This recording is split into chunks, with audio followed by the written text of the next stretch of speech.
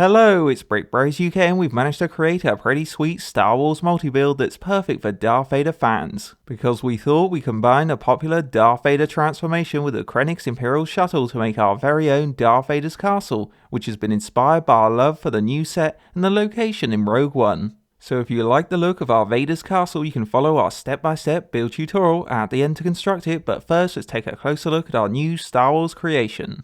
Now you can probably already tell we had quite a few leftover parts, which were mainly Technic pieces from the shuttle that wouldn't suit the castle's structure. But you'll be pleased to know we kept the droids and this equipment stand from the transformation set intact for use in the castle, so there's no need to break up any of these builds. Moving on, we're quite proud of how our Darth Vader's castle has turned out, and as you can see it's quite a tall tower structure with an awesome looking pointy black design that will suit a display. It's also completely different from Legos on many levels, which we guess is good or bad depending on your verdict, and at the back it features a full interior with lots to see and do for the minifigures. So if we go in for a closer look at the base of the structure, we built up a small rock area from limited tan and lighter grey plate parts to show it sits on a Mustafar rock shelf like the castle in the movie. But if we had more pieces, we'd definitely increase the height of this rock area. Looking above this, you have the start of the castle's main panel structure, which angles out at the sides, has two dark grey triangular pillars for detail in the centre, and in between the pillars we put together the iconic lava flow from trans-red parts. Further up, smooth tiles and red decorative pieces continue the front design. Then at the summit we recreated the dual pointy spires to give the whole castle an accurate shape, and for a better finish we added red lights as well as grille details. On both sides we installed identical angled panelling to cover up the interior, and at the bottom of this right side we built a Sith shrine, complete with two red holocrons on the statue display, so Vader can pray or meditate in peace. Next up, if we turn to the back, the inside split into four key sections, one being the Death Troopers barracks facility at the bottom, which has power generators on the sides for all of the castle's equipment. Then further in, there's a step-up area at the back where the troopers can store blasters on the big weapons rack, put crates or supplies on the floor, and you can place the Death Troopers here as well, along with the spare droid, who has the extra equipment stand. Heading up to the next floor, we couldn't resist building a back-to-tank chamber from the shuttle cockpit piece, which has an excellent evil look thanks to its black colour, panel detail and angled small window design. The floor also features trans light blue electrical surges to show it pulls a lot of power, and we added control panels either side so Imperial technicians can run the machine or open it up. Then when you want to access the inside, you can simply pull the cover forward to reveal the standing platform, which is the perfect spot to put the burnt Anakin, who can receive treatment when you close him in. And the larger medical droid can be attached to the side to assist in the treatment process for a complete scene. Following on from the back to tank, the second floor is basically dedicated to Vader's crib. And this floor has nice metal walls on the sides, which we've simply created from grill parts and those shuttle light stickers for a solid Imperial touch. There's also a table on the left showing hologram plans as well as top secret documents for Vader. Then opposite the table we put together a huge red computer system that's linked to Imperial Command, so Vader can keep up to date on the Empire's business whilst he chills out. And thanks to the two handy clips attached to it, you can store the minifigure's lightsaber securely or other accessories you might have. Another cool thing about the table and computer is they have a detachable single stud connection, which means you can easily take them out to make more room. But one of the best things about this crib is we built Lord Vader his very own black throne that has a decent evil design and comfy rounded armrests. So it's a sweet place to sit the minifigure when he wants to sit up high in the castle like a boss. Going to the final level, it's quite small up here, but we managed to create a little lookout balcony between the spires with a decorative banister all along the back area. So it's another good place to put one of the Death Troopers to act as a lookout for Vader.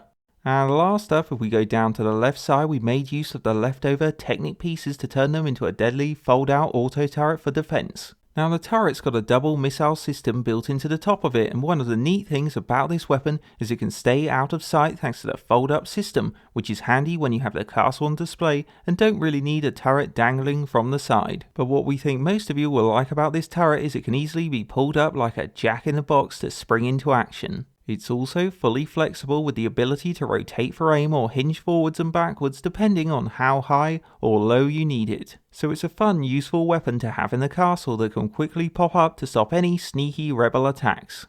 On a final note then, our Darth Vader's castle multi-build has definitely been one of our most ambitious Star Wars creations to date. But it was totally worth the effort because, as you've just seen, it has a great likeness to the real castle and will be an excellent substitute if you're not keen on Lego's set.